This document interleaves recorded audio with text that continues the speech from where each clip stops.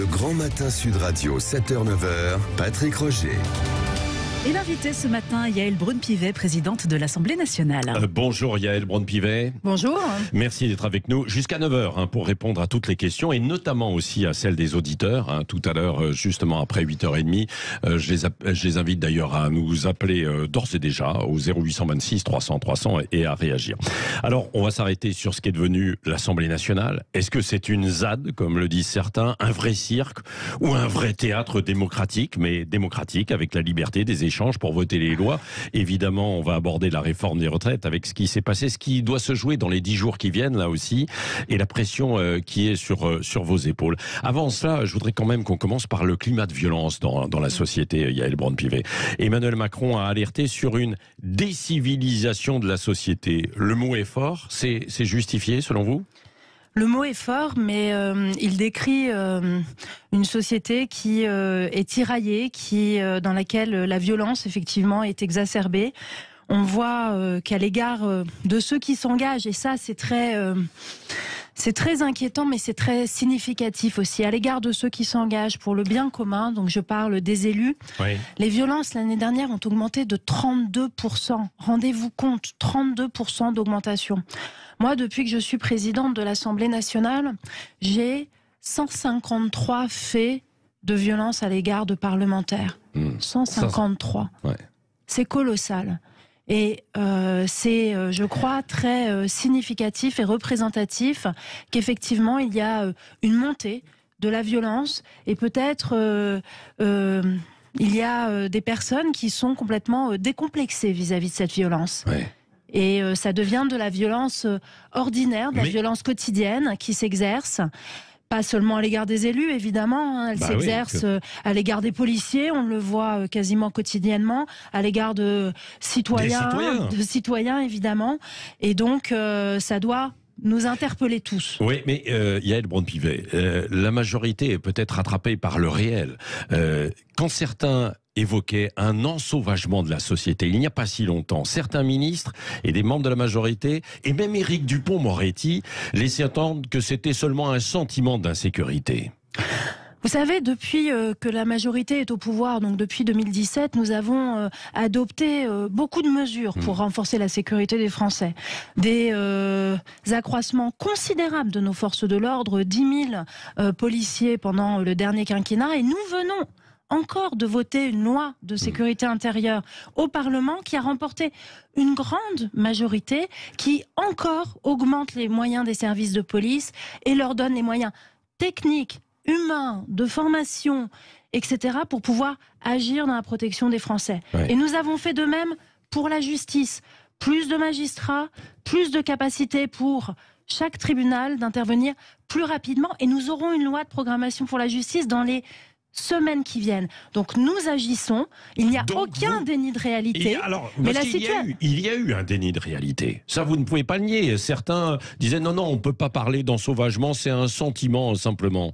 Et c'est Éric Dupond-Moretti qui le disait, le ministre de la Justice lui-même. À nouveau, ça n'est pas exact, parce qu'il y aurait eu un déni de réalité, nous n'aurions pas agi. Et je viens de vous expliquer que nous avons agi et que nous continuons à agir et que nous ne relâcherons pas les efforts parce que les Français méritent de pouvoir vivre en sécurité. Est-ce que les politiques montrent l'exemple? Et ce qui se passe à l'Assemblée nationale quand il y a des débats houleux, parfois violents? Les débats ne sont jamais violents dans le sens où il n'y a pas de violence physique qui s'exprime à l'Assemblée nationale. Parfois, il y a une violence verbale, il y a parfois des injures ou des invectives. Et nous ne manquons pas, avec mes vice-présidents et avec les membres du bureau qui représentent l'ensemble des forces politiques, de les sanctionner immédiatement lorsque cela dépasse les bornes. Il n'y a jamais eu autant de sanctions là, avec vous là, depuis quelques mois. Mais c'est parce qu'il n'y a jamais eu autant de comportements qui dépassent les fameuses bornes de la bienséance et du débat démocratique. Disait, ça a toujours existé, c'est même encore plus violent auparavant, en fait, lui qui a été président de l'Assemblée nationale. Il faut avoir une assemblée qui vit, une assemblée qui débat, et c'est le cas aujourd'hui. Après, on ne peut pas, dans cette assemblée qui vit et débat, traiter un ministre d'assassin. On ne peut pas, dans cette assemblée qui vit et qui débat, avoir n'importe quel comportement. On ne peut pas s'habiller n'importe comment à l'Assemblée nationale. Vous savez, parce que quand on est élu de la nation, nous représentons cette nation. Et donc, il faut avoir un degré élevé de conscience de ce que cela signifie. Nous représentons nos concitoyens, nous sommes dans une institution qui nous dépasse. Elle existera fort heureusement après nous, nous devons l'honorer et nous devons honorer les Français qui nous ont élus. Oui. Donc avoir un débat démocratique, vif, mais respectueux. Quand vous évoquez ces faits-là, qui vous avez dans le viseur plutôt des députés de LFI? Alors les sanctions, lorsque l'on regarde les statistiques, concernent très majoritairement les députés de ce groupe politique, la France Insoumise. Elles ont touché d'autres partis politiques, mais c'est effectivement principalement la France Insoumise qui, effectivement, dans l'hémicycle, parfois, et pas tous encore, moi je n'aime pas, vous savez, je n'aime pas faire des amalgames. Ouais. Et donc, il y a certains députés... Il y a une scission au sein des LFI dans le comportement. En tout cas, moi je peux pas la mesurer, mais en tout cas... Tous les députés de la France Insoumise ne se comportent pas de cette façon-là, et ceux qui le font seront sanctionnés comme ils l'ont été, parce que on ne peut pas tout faire à l'Assemblée nationale. Est-ce qu'il y en a certains députés LFI qui sont à la limite du respect démocratique? Vous savez, moi je crois que que ces députés, lorsqu'ils ont ce type de comportement, poursuivent effectivement un objectif politique. Parfois, vous savez, moi, je vais beaucoup sur le terrain, je rencontre beaucoup les Français, ils me disent « Oh là là, ils sont mal élevés, c'est des sales gosses ». C'est ce que j'entends de la part des Français. Moi, je ne le crois pas. Moi, je ne le crois pas. Moi, je crois qu'il y a chez certains la poursuite d'un objectif politique qui est de déstabiliser l'institution dans laquelle ils sont élus et que je préside. Le chaos. Ils veulent le chaos dans le pays, alors, dans les institutions. Dans le pays, je ne sais pas, mais en tout cas, dans les institutions, peut-être démontrer que ces institutions sont à bout de souffle puisqu'ils portent politiquement un projet de 6e République. Et moi, aujourd'hui, le rôle qui est le mien, je suis présidente de l'Assemblée nationale, les députés m'ont fait confiance et m'ont confié cette mission. Et mon rôle, c'est de m'assurer que l'institution fonctionne, qu'elle remplit sa mission au service des Français. C'est-à-dire qu'elle peut délibérer, voter la loi, contrôler l'action du gouvernement dans de bonnes conditions. On y reviendra dans quelques minutes, si vous le voulez bien, aussi avec des auditeurs, puisque vous êtes avec nous, Yaël Braun-Pivet, jusqu'à 9h, sur une réforme des institutions et pourquoi pas ce que veulent les citoyens et s'ils doivent être sollicités pour se prononcer. Venons-en aussi à la réforme des retraites. C'est pas terminé, effectivement, ce feuilleton. Alors, le groupe Lyotte a fait donc une proposition de loi pour abroger cette réforme qui sera débattue le 8 juin. D'ici là, plusieurs étapes, beaucoup de manœuvres, dit-on, de la part de la majorité pour éviter que ce vote ne se tienne. Quelle est votre position? Est-ce que ce texte doit être étudié tel qu'il est? Alors déjà, ma position est une position très institutionnelle et très politique. Oui. Moi, je suis une femme politique et je suis partisane du texte de la retraite que nous avons voté, que j'ai porté lorsque je me suis présentée aux législatives. Nous avons examiné un texte de loi, nous avons porté la retraite à l'âge de 64 ans après des débats parlementaires et ce texte a été adopté et abrogé et il va rentrer en application en septembre. Pas vraiment voté puisque c'est le 49.3. Ça vous le regrettez d'ailleurs? Il a été voté dans la mesure où le gouvernement, après avoir déclenché effectivement ce fameux article 49.3, a fait l'objet d'une motion de censure qui, elle, n'a pas été votée par une majorité des parlementaires et c'est dans ces conditions-là que le texte est considéré comme adopté. C'est très important parce que mon rôle aujourd'hui, c'est de faire respecter nos institutions et la Constitution. Et donc, nous avons un texte, une réforme qui a été débattue, votée, est promulgué et qui va s'appliquer. C'est très important. Les parlementaires ensuite, donc ceux de la niche du groupe de Lyotte, désormais célèbre Lyotte, entendent abroger cette réforme. Ouais.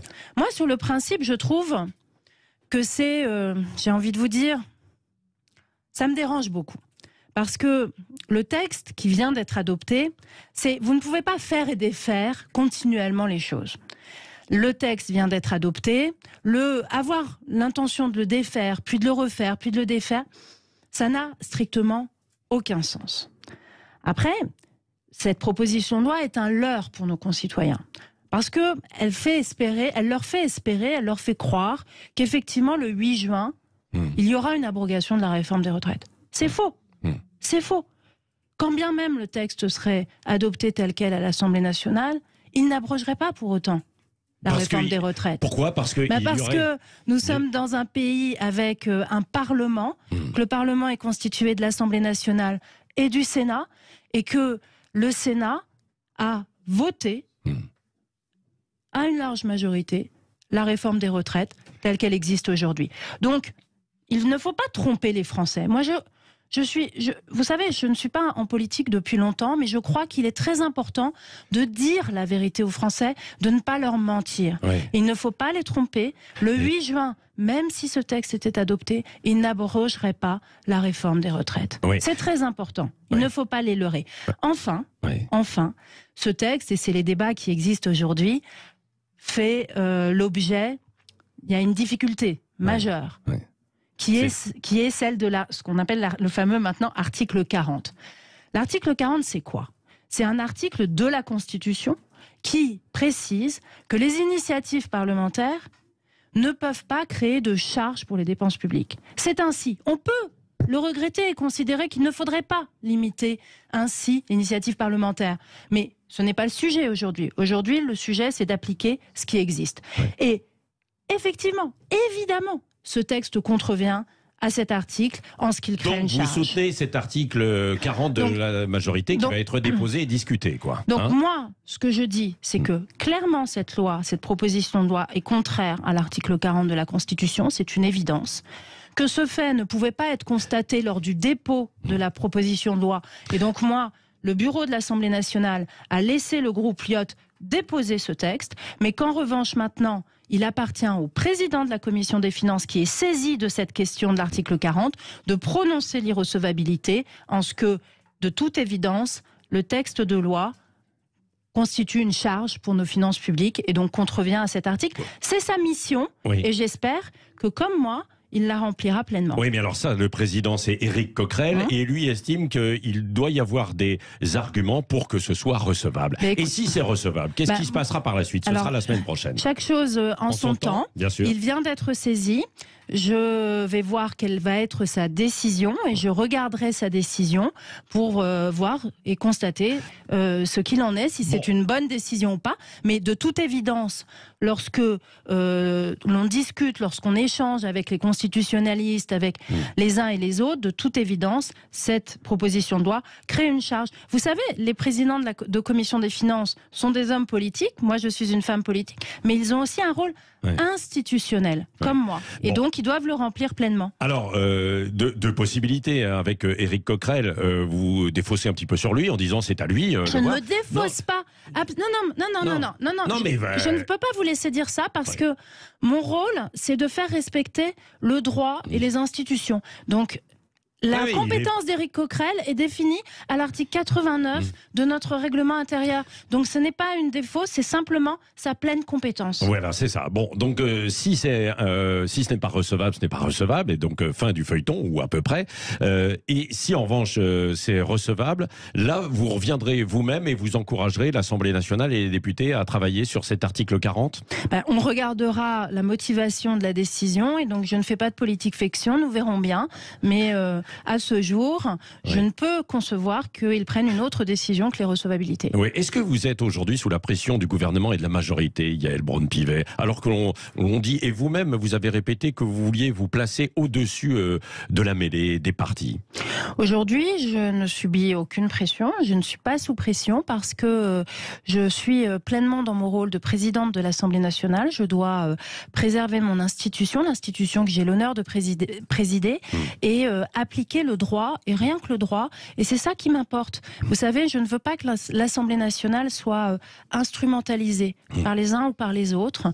C'est un bien trop précieux pour notre vie démocratique, et donc c'est la raison pour laquelle je me suis opposée un petit peu vigoureusement à l'utilisation du mot dans votre question tout à l'heure, parce que c'est pas, je ne me défausse pas, j'applique la loi, je suis avocate, vous savez, pour moi, la loi, la règle est un bien très précieux, et vous savez, c'est ce qui fait que nous sommes sommes dans une société de débat organisé, on parlait de décivilisation tout à l'heure, eh bien, l'application de la règle, c'est ça qui fait que nous sommes dans une civilisation et dans une société organisée. Bon, en tout cas, pour conclure peut-être, avant des questions d'auditeurs tout à l'heure, si ça revient dans l'hémicycle, vous vous saisirez peut-être alors de l'article 40, si besoin. Écoutez, si besoin, nous verrons à ce moment-là, mais effectivement, si la procédure se poursuit jusqu'à son terme, à nouveau, je vous dirais, je respecterai à chaque étape les prérogatives des uns et des autres. Et effectivement, dans l'hémicycle, c'est moi qui suis comptable de l'application de l'article 40. Ouais. Merci Yaël Braun-Pivet. Vous restez avec nous, présidente de l'Assemblée nationale, jusqu'à 9h. Dans un instant, nous allons enchaîner avec des auditeurs, bien sûr, qui pourront vous poser des questions. Et puis j'en ai encore un certain nombre, tout de même en réserve. La revue de presse aussi, dans un instant, que vous pourrez commenter. Le Grand Matin Sud Radio, 7h-9h, Patrick Roger. Il est 8h36. Dans un instant, nous allons poursuivre l'interview avec vous au 0826 300 300. Yaël Braun-Pivet reste avec nous jusqu'à 9h, la présidente de l'Assemblée nationale, et elle est prête à répondre à toutes les questions. Sans tabou, parlons vrai sur Sud Radio, vous le savez, parce que vous êtes déjà venu à de nombreuses reprises avant d'être présidente de l'Assemblée. Avant ça, la revue de presse avec vous, on va lire les journaux, Benjamin, et les commenter. Les 3 visages qui font la une de beaucoup de journaux ce matin, ceux de ces 3 policiers morts dimanche dans un accident de la route, donc à Villeneuve-d'Ascq. Ah oui, pour Manon, Paul et Steven, c'est le titre choisi par le quotidien Nord-Éclair. Un dernier hommage de la nation aux 3 policiers tués à la une de la Voix du Nord. Ce jeudi, un hommage national sera en effet rendu à ces 3 destins brisés, âgés de 24 à 25 ans. Leurs cercueils seront alignés sur la place d'armes de l'école de police de Roubaix. Emmanuel Macron sera sur place. Manon, Paul et Steven vont recevoir à titre posthume la Légion d'honneur et la médaille du courage.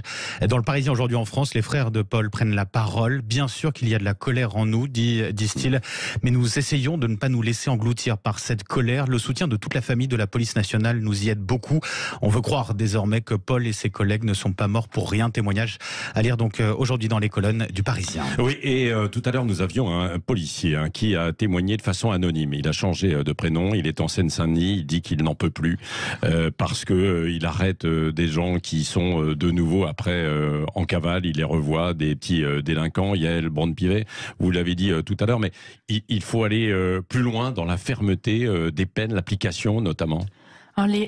Aujourd'hui, les magistrats sont très fermes, contrairement aux idées reçues. Oui. Il y a beaucoup de condamnations à de la prison ferme, etc. Ce qui pose difficulté, c'est le temps entre les interpellations et les décisions de justice, qui est encore trop long, et la systématisation en fait de ces poursuites. Et donc il faut continuer à travailler sur la simplification de la procédure pénale, sur la capacité à travailler pour la police judiciaire, à bien mener leurs enquêtes, à monter des procédures qui vont pouvoir amener à des condamnations, continuer à proposer beaucoup d'éventails de peines pour trouver les peines les plus adaptées et les plus efficaces et qui peuvent être le plus rapidement prononcées. Donc il y a un travail qui est, comme je le disais tout à l'heure, qui a été entamé depuis longtemps, mais il ne faut pas relâcher l'effort. Et puis, moi j'ai envie de vous dire quand même, il y a une question de reconnaissance à nos forces de l'ordre, et il faut que ceux qui les critiquent, ceux qui les attaquent, ceux qui s'en prennent à la police, la France insoumise notamment, Jean-Luc Mélenchon il y a quelques jours. Toujours, continuellement, et ils doivent arrêter. Ça n'est pas possible. Nos forces de l'ordre font un travail absolument remarquable. Elles viennent encore d'en payer un prix, mais d'une cherté absolue. Et il faut que nous soyons derrière eux, il faut que la nation soit derrière eux, parce que c'est grâce à elles que justement nous arrivons à avoir une nation avec le respect de ces fameuses règles dont je parlais. C'est vraiment indispensable. Dans le cas précis, dans le Nord, les policiers ont été percutés par une voiture, et puis donc les conducteurs aussi sous l'emprise de la drogue. Alors on sait qu'il y a des traces de cannabis qui peuvent durer en fait quelques jours. Il y a eu beaucoup d'accidents ces derniers temps. Est-ce que vous êtes favorable à un renforcement des sanctions pour les automobilistes qui conduisent sous l'emprise de stupéfiants? Qui conduisent sous l'emprise de stupéfiants et d'alcool. Et d'alcool, bien sûr, toujours aussi, oui. Moi, j'ai vécu dans un pays, c'était le Japon, où c'était 0 alcool au volant. C'était pas 0,1, 0,2, 0. Vous buvez un verre, vous ne conduisez pas. Moi, je pense que quand on est au volant d'une voiture et qu'on est soit alcoolisé, soit sous l'emprise de stupéfiants, on est dangereux parce que la voiture devient une arme. Vous seriez carrément pour du zéro alcool? Moi, je crois qu'il faut, en tout cas, il faut se poser la question, et le zéro alcool me paraissait être quelque chose de très clair pour tout le monde.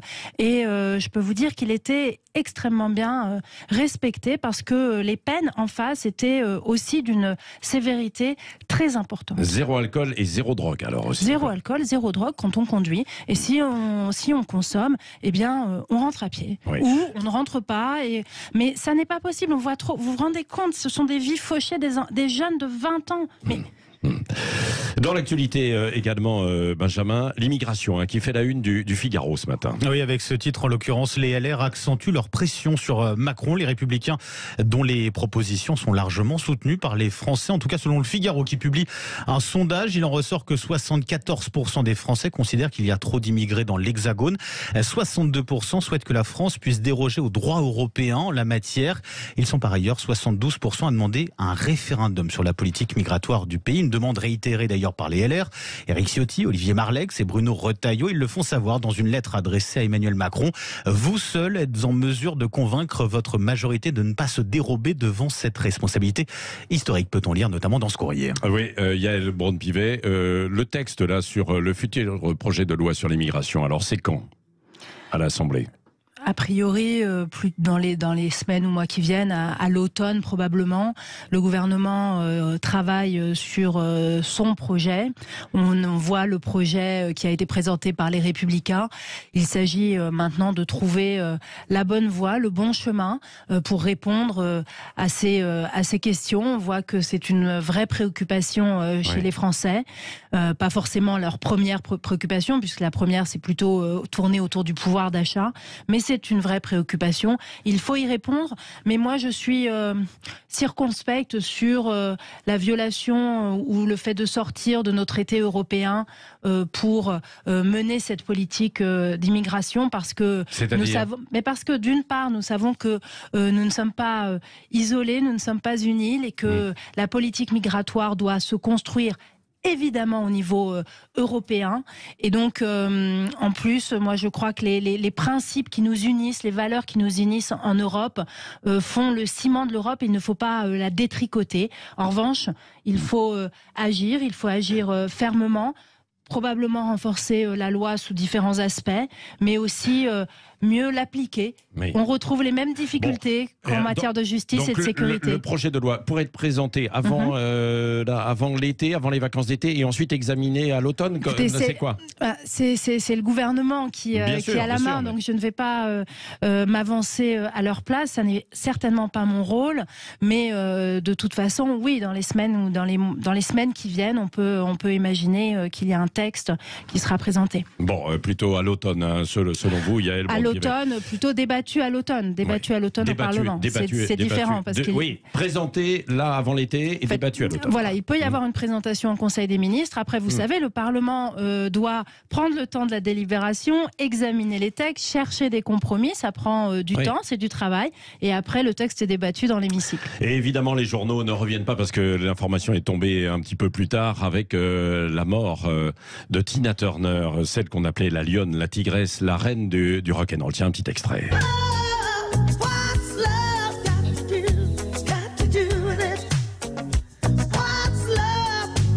Yaël Braun-Pivet, quand vous entendez Tina Turner, vous pensez à quoi?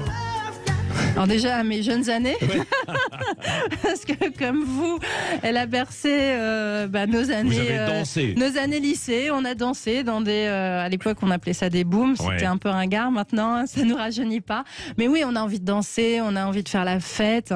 Elle avait une énergie incroyable en fait. C'est surtout ça, une énergie incroyable. Oui, et puis un parallèle vrai en même temps, puisque elle a déclaré qu'elle avait eu des moments très difficile dans sa vie, elle est revenue elle a été une femme battue, quoi. Mais je crois que les gens ont besoin de vérité. vous savez, de vérité humaine, de savoir qui on est. Ils ont besoin, ils cherchent pas justement des héros, ils aiment les gens qui ont des failles, qui se relèvent et qui avancent résolument. Et je trouve que elle, effectivement, c'est cette image-là qu'elle renvoie. Merci Yael Braun-Pivet. Allez, on continue dans un instant avec vous et puis les auditeurs qui attendent Zapiaf au 0826 300 300 jusqu'à 9h. Le Grand Matin Sud Radio, 7h-9h, Patrick Roger. Yael Braun-Pivet est avec nous, la présidente de l'Assemblée nationale, et elle répond directement à vos questions au 0826 300 300. Alors il y a un peu d'embouteillage. Pardon, évidemment, on va essayer d'être court pour terminer et aller jusqu'à 10h. C'est Sylvain, tout d'abord, qui est avec nous de Megève. Bonjour Sylvain. Bonjour Sud Radio, bonjour Madame la Présidente. Alors elle vous écoute. Bonjour Madame la Présidente, je voulais savoir si vous imaginiez dans les prochaines semaines ou les prochains mois utiliser le référendum. On en parle beaucoup, les LR le souhaitent sur le sujet de l'immigration. On pourrait imaginer, puisqu'on parle aussi d'euthanasie, que sur plein d'autres sujets, il soit utilisé. Je voulais votre avis sur ce référendum pour savoir ce que vous en pensiez. Oui, merci Sylvain. Restez avec nous, Yael Braun-Pivet. L'utilisation des consultations. Ouais. Moi, je suis extrêmement favorable à l'utilisation de davantage de consultations auprès des citoyens. Donc le référendum, mais pas seulement, parce qu'on pourrait imaginer beaucoup de consultations locales, comme le font un certain nombre de villes sur des projets structurants. Aujourd'hui, le référendum, malheureusement, dans notre Constitution, est extrêmement limité dans les sujets, et vous avez évoqué des sujets qui aujourd'hui ne peuvent pas faire l'objet de référendum. En tout cas, l'immigration, ça n'est pas possible, et l'euthanasie non plus. Et c'est dommage, parce que moi je crois qu'il faut avoir confiance dans la parole du peuple, et que sur certains sujets qui sont structurants pour une nation, il faudrait davantage ouvrir le champ du référendum. Donc moi je suis favorable en cela à une réforme de la Constitution qui permettrait d'ouvrir, pas forcément de façon indéfinie, parce qu'il ne faut pas non plus ouvrir complètement les vannes, mais en tout cas élargir le champ du référendum. J'y suis extrêmement favorable. Bon, bah voilà, ça va dans le sens de ce que vous dites, et Sylvain. François, c'est un peu dans le même sens d'ailleurs, autour de la représentativité, je crois, de l'Assemblée nationale. François des Yvelines. Bonjour François. Oui, bonjour Patrick, bonjour Madame Braun-Pivet. Enchanté de vous parler. Bonjour. Oui, elle vous entend. Oui, on vous entend. Bonjour, monsieur. Okay. Bonjour, Nana. Alors, écoutez, moi, en fait, j'entends parler de la réforme des institutions. Pour moi, c'est pas du tout le problème. Le problème, c'est un manque de représentativité de l'Assemblée et du Parlement.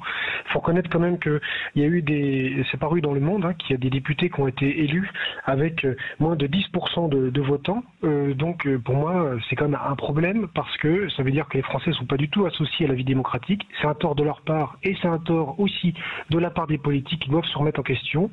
Pour moi, donc, la solution, c'est de rendre le vote obligatoire, comme c'est le cas en Belgique, comme c'est le cas dans d'autres pays, et de prendre en compte le vote blanc, pour qui montre au moins la représentativité des candidats, qui font pas 70% par exemple des suffrages, mais qui représentent uniquement 70% des votants, qui sont peut-être 10% de la population. Là au moins, ça sera un vrai reflet de la vie démocratique et de la représentativité des institutions des Français. Voilà. Et ça sera dans le sens de la démocratie, plutôt qu'une réforme des institutions qui a été vraiment bousculée avec l'adoption de la réforme des retraites par le 49.3. Ouais.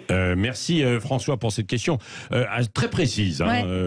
Restez en ligne avec nous, Yael Braun-Pivet. Mais lorsque vous savez, vous parlez de vote blanc et de vote obligatoire, c'est compris dans la réforme des institutions. En fait, il faut vraiment l'entendre au sens large, peut-être plus parler de réforme de notre vie démocratique que réforme des institutions, parce qu'effectivement, la question du vote est une question fondamentale. On voit que l'abstention croît année après année. Comment résoudre cette question? Il y a la question de retrouver davantage de confiance avec nos concitoyens, renouer le fil, c'est ce que j'essaye de faire à l'Assemblée nationale, et la question du vote obligatoire et du vote blanc peut se poser. Moi, à chaque fois que je discute avec les citoyens, avec les jeunes, ils y sont plutôt opposés, mais j'entends votre point, et effectivement, en tout cas, il ne s'envisagerait à mon sens que si nous le couplions, vote obligatoire, vote blanc, pour permettre à nos concitoyens de pouvoir exprimer un vote blanc, de ne pas être obligé de choisir un candidat. Parce qu'aujourd'hui, les citoyens n'ont plus toujours l'impression d'être suffisamment représentés. Comment les toucher? Nous sommes partenaires, par exemple, du forum G500 qui aura lieu à Marseille les 8, 9, 10 juin. Je ne sais pas si vous pourrez y venir parce que vous allez être prise le 8 juin, paraît-il. Mais comment renouer le contact, justement, avec le terrain et avec les citoyens? Mais moi, à la place qui est la mienne à l'Assemblée nationale, j'ai décidé d'ouvrir l'Assemblée nationale. J'ouvre les portes, les fenêtres, faire en sorte que les citoyens puissent vraiment se réapproprier l'institution. Et donc ça passe par plein de vecteurs, de permanence citoyenne que je fais, où je rencontre directement des personnes, des débats avec des citoyens où je leur donne la parole. Ça s'appelle l'Assemblée des idées, ça a lieu tous les 2 mois. La prochaine sur la semaine prochaine sur l'intelligence artificielle. À Marseille. Eh bien, je vais les voir. Je vais les voir. J'ai fait plus de 20 déplacements depuis que je suis présidente de l'Assemblée nationale. Les députés font des permanences citoyennes dans leur circonscription. Il faut aller vers les gens. Il faut être à portée de baffe comme les maires. Il faut que les députés, que les sénateurs soient eux aussi à portée d'engueulade. À portée d'engueulade, bah oui, mais c'est fondamental. Vous craignez justement et vous dénonciez l'escalade aussi de ces baffes. L'engueulade, elle n'est pas forcément violente, on le sait tous, et c'est une expression, mais il faut être proche. Les Français attendent de leurs élus de la proximité, et c'est ce que j'essaye de faire à ma fonction, et c'est ce que je fais ce matin en étant avec vous et en leur répondant directement. Oui, bien sûr. Luc est avec nous maintenant du Perreux-sur-Marne. Bonjour Luc. Bonjour Patrick, bonjour Madame la Présidente. Bonjour Monsieur. Madame, je voulais vous parler du cumul des mandats, qui pour moi n'est pas une priorité, mais c'est à l'ordre du jour. Il n'est pas besoin de vous rappeler qu'une grande partie des députés élus à l'heure actuelle sont des gens de qualité pour la plupart, mais qui, la veille encore, étaient des gens comme le vulgum pecus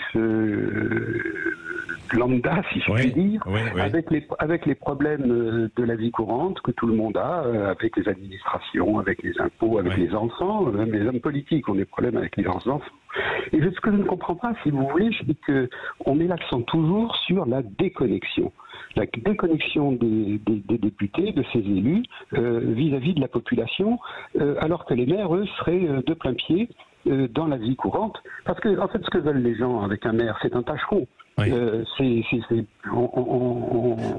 fait montre de la figure quasi paternelle du maire, mais ce sont des gens qui ont besoin de se confronter. Et si je puis me permettre encore une petite allez-y. Comment pouvez-vous expliquer que des députés, alors qu'aucun maire de commune de France n'accepterait cela, vous en parliez tout à l'heure, Patrick, adoptent les ZFE. Vous vous préparez des ZFE, oui. Vous vous préparez à une bombe atomique. À l'égard de laquelle les Gilets jaunes, c'était une chansonnette. Oui, en clair, ce que vous dites, Luc, pour résumer, vous seriez favorable à une forme de retour du cumul des mandats, quoi. Non, pas vraiment, non. J'ai dû mal exprimer. C'est parce que, si vous voulez, ce que je ne comprends pas, c'est que ces députés soient taxés de déconnexion. Hier même, ils étaient dans la ville. Alors, le problème est autre. Le problème est autre. C'est vrai. Vous comprenez ce que je veux dire? Alors, je vous rejoins tout à fait, monsieur. Et c'est vrai qu'on parle de députés déconnectés, alors que les maires ne le seraient pas. Et c'est absurde, parce que nous sommes des citoyens comme les autres, nous avons nos vies, nous vivons au quotidien comme n'importe qui en France, donc nous ne sommes pas plus déconnectés que quelqu'un d'autre. Nous avons eu des vies professionnelles avant, nous en aurons probablement après, et puis nous sommes beaucoup des élus locaux. Moi, je suis élue dans ma ville. J'étais hier soir à mon conseil municipal. Donc, je n'ai pas besoin d'un retour du cumul des mandats,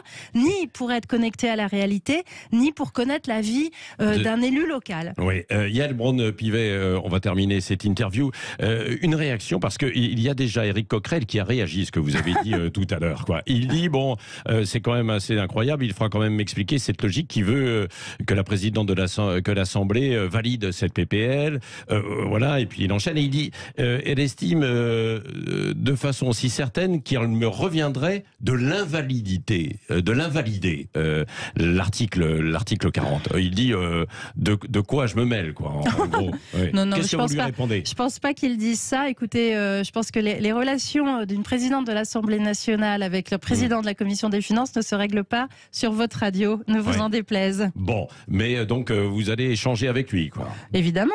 Oui. Merci Yaël Braun-Pivet, la présidente de l'Assemblée nationale qui était notre invitée depuis 8h15 ce matin. Un petit peu de retard pour, dans un instant évidemment, Valérie Expert.